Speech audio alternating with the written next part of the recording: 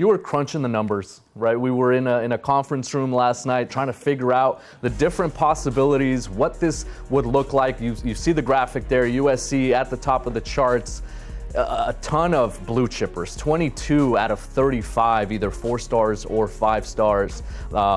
Oregon had been, battling there, and we were curious about what that would do for Chris Henry and kind of what that would, maybe shift the Ducks ahead of them. It sounds like you're good to go, Andrew. Yeah, boys. 11-11. I'm calling it. USC #1 recruiting class in the 2026 cycle.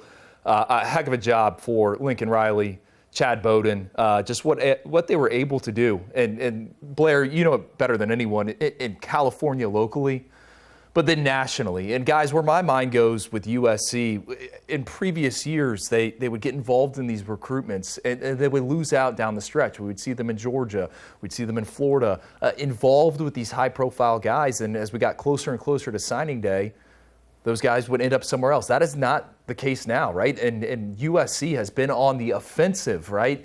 And very early, as soon as Chad Bowden arrived in Los Angeles, the foundation for this recruiting class quickly took shape. And they were able to flip guys, 6, 7, 8 months ago from Oregon, from these other power player programs. So to me, when I look at this recruiting class, it's a foundational group. Kenye Pepe, our #1 ranked offensive tackle. I think he's a guy that can be a day one starter for USC. Mark Bowman, the tight end, reclassifies there at Mater Dei. I mean, we think the world of him. So do the folks at USC.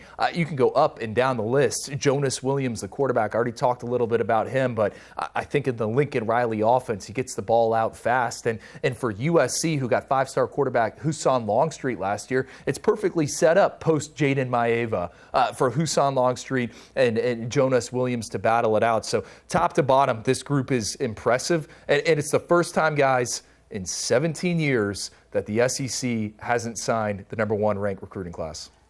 Yeah, I was going to say, great job. You mentioned Chad Bowden, but it goes well beyond him. Dre Brown, Max Steinecker, guys that we know, that we respect. So really good job there behind the scenes. And then you mentioned the top of half the class, but again, they're loaded. A couple guys I always want to single out. Top 247 defensive lineman, Samote Katawanga, 3-star offensive lineman, Brett Collier. That kid, both of these guys, tremendous gets. There's really not a weak point in this class, in my opinion. And it's just one of the most impressive classes I've ever seen. Great job by the staff to put it together. 20 in-state prospects is the most since 2015. And I think Chad Bowden got there early 2025, really looked at the depth and looked at the roster and said, we need an infusion of young talent. Right? This is an older group. We need to build from the high school ranks. Let's not rely on the transfer portal. Let's make sure we stockpile. There's enough talent here. Remember, he comes from Notre Dame. So he's been recruiting against USC for all these years, tries to figure out the right formula once he gets to Los Angeles. And the formula was, we need to load up in our own backyard and beat out Oregon, beat out Ohio State, beat out Alabama. And here's a really good quote that Chad gave us. The reality is, no one wants to see where USC is supposed to be, right? So I think he understood that, and he drove that home with recruits. We talked about Katawanga, you talked about Chad Bowden and what he wants to do coming from Notre Dame. Like a little behind the scenes, Samote Katawanga was committed silently to Notre Dame. Like they were in a great position to land him. In the end, Chad Bowden leaves, the rest of the staff, they get it done, they get him back to USC.